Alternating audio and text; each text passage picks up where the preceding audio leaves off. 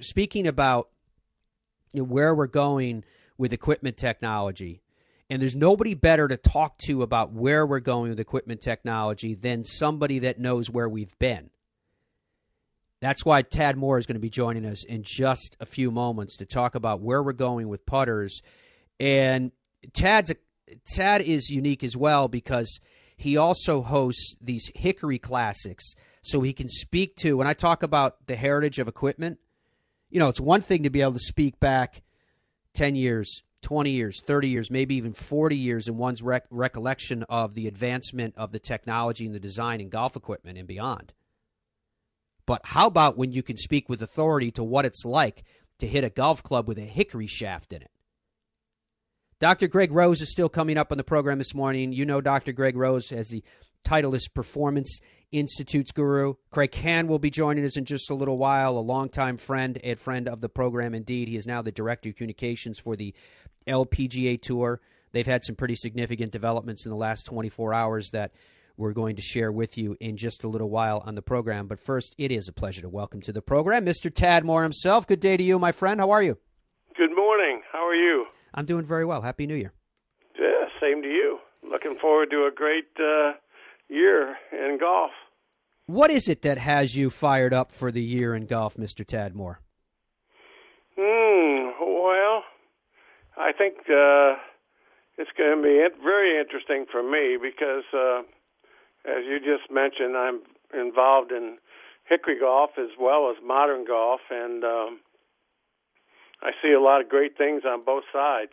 So it's going to be a very great year, I think. I want to make sure before we finish up today that I talk to you about the hickory golf as well, because I think that's really, really fun and a very, very unique thing. And I also want to talk to you about how one hits with a hickory shafted club versus a steel shafted club or even a graphite or composite shafted club as well. But if you would allow me such putters, when you look at where putters are going in 2013, and there's no doubt in my mind that you have a comprehensive view of what everyone's doing in that spectrum, where do you see putter technology going in the year that lies before us? It seems to me that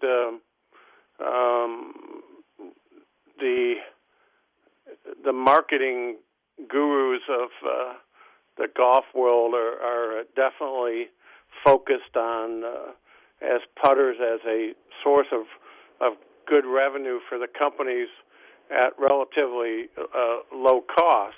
So having you been in the golf business, I think you can understand what I'm saying. They can make a putter, and by painting it a different color, doing little shape things to it, they can get a lot of profit margin for their product that really helps the bottom line of the company. And if they can be successful with those putters, it's quite meaningful to them. All right, so if you're talking about essentially cosmetic changes to a club with the intent of getting turnover so they can make a profit on a club that they're selling from anywhere from $120 to say $150, sometimes as much as $250 for an individual club. You need frequency, you need turnover, you need multiple purchases in a year for that to really be worth something. But I also understand the relativity that you were talking about in terms of a relatively low price, because that's compared to spending $300 or $400 or $500 on a new driver, for example. But wherein does real technology exist for the putters? What should people be looking at, Tad, so we look through the superficial and know that the designs that they're getting are something that will benefit their game? I think that to me, the two really great things about a putter is, number one is if it looks good to you. Number two, you can align it properly. And number three, feel. And I don't mean by feel sound. I mean what you actually feel coming back through your hands. And the ball is part of that. But if you just discount the ball, those other factors are really, really important in getting a putter that you can ultimately really play with, because putting it to me is mostly distance control. If you don't have good speed, you don't make a lot of putts. And so those things are really important. Just the visual part of it, and those sort of things are really important. I mean, yeah, you can have a high MOI, and yes, you can have face balance for people that like to try to putt straight back and through, and more what they call toe hang for those that like Tiger, like to feel the toe of the putter closing at impact. But for the most part, putting to me is so mental that those first two things are really a key. Recently, I had a chance to sit down. I was doing a group interview. Tad Moore is our guest, folks, with Harris English and Brian Harmon, two very young players, and Chris DeMarco, a veteran player. And all three players, interestingly, said that they had changed to an oversized grip, still what is considered by today's terms in putting grips as a mid-sized, but it's bigger than the old pistol-style grips that used to be standard on all grips, on all putters. Where do you stand on that, Tad Moore? Have you had a chance to noodle with that at all, and do you see any benefit in the oversized grips on putters? Well, it's interesting because I was watching what little golf there was in Hawaii because of the weather, but it did seem to me that I saw a few people that were using what I would call a different grip form compared to in the past.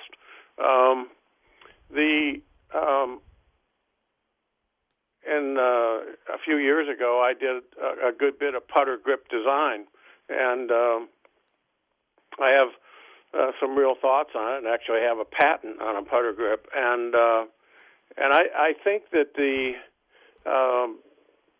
as the greens have gotten faster, Matt, you see that people have become much less handsy, and really it's a matter of the putter being what I would call real stable. You know, there's not much movement in the putter.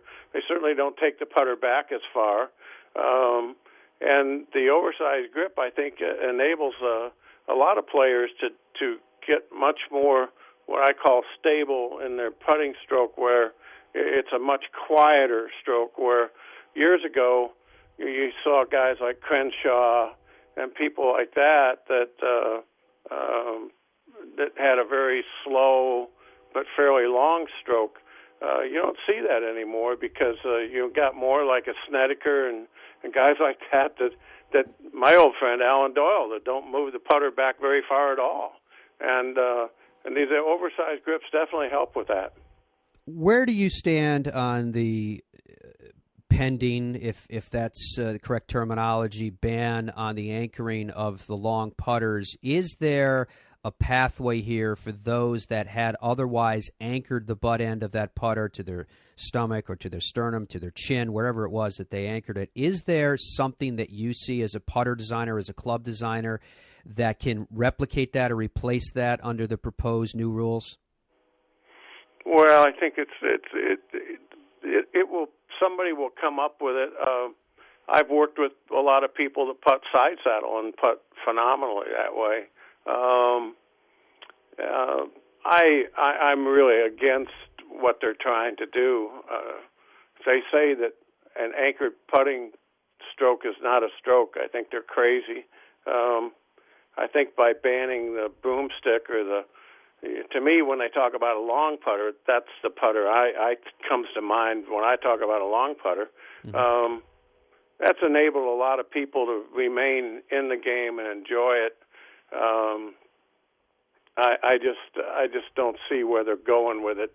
I think it's another way of two groups trying to assert their position or a position of theirs on the game of golf that really doesn't have any bearing on it. You see guys, some of the very top players in the world that putt with belly putters, you still see them miss a 3-footer, 2-footer. I mean, it's not automatic. I have been working on different things for all the years, and one of the first putters I made of the long design back years ago was for a friend of mine developed it. Maxfly marketed it, and that was a tadpole. And the whole idea was to make a long putter that was, that was a really good putter. So I guess that now we'll work on either side saddle putters or with all the people that are out there in the game and the equipment people, there'll be someone that'll come up with a pretty foolproof method using a grip. Maybe they come up with a new grip that's maybe they use a bigger size grip or something that enables you to hold a putter away from your body so you don't have your forearm next to your body, but still allows you to somehow kind of lock your wrist so people can putt with them. I don't know. I mean, since this came about, I've been to several courses and played in some events, and they basically said that they're not going to enforce the rule on their members. So, it's really a tough thing, and it really divides people, and I think that's what we don't need. Is it time? Is the bell tolling now, Tad Moore? Has the time dawned for all of us to step back in the game as well and appreciate some of the game's lineage in an area that you celebrated that is incredibly unique, with not only the hickory shafted products that you offer to the world, but these opportunities for people to hit hickory shafted clubs and get a feel for what the game once was? Well, I think people, it's interesting, Matty, that once people try the hickory game, and we play from 5,800 yards for the most part, and it's because of the loss in distance that you have with the driver. But once people play the hickory game, if they have a good experience, they tend to come back to it. One time or another, they'll come back to it. Some people get really enthused and, of course, start playing quite often. And I like to think that it's really bringing back the tradition of the game, of which is the game is there for enjoyment, and to have fun with your friends, enjoy the wonderful golf course, get to understand a little bit about the architecture of the golf course and why this mound is there and why this green is like it is, positioned the way it is, and things like that. I played a number of years ago. I played Mid Pines, which is one of my favorite courses in Southern Pines, with Kelly Miller. And I think it was the first time Kelly Miller, who was Peggy Kirk Bell's son-in-law and very much involved in Pine Needles and Mid Pines.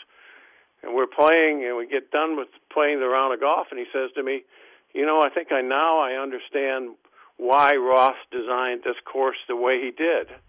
And it was an interesting perspective on the golf course from a guy that's played it thousands of times, that he and he really enjoyed it, and he plays hickory golf when he can. It's a very interesting game.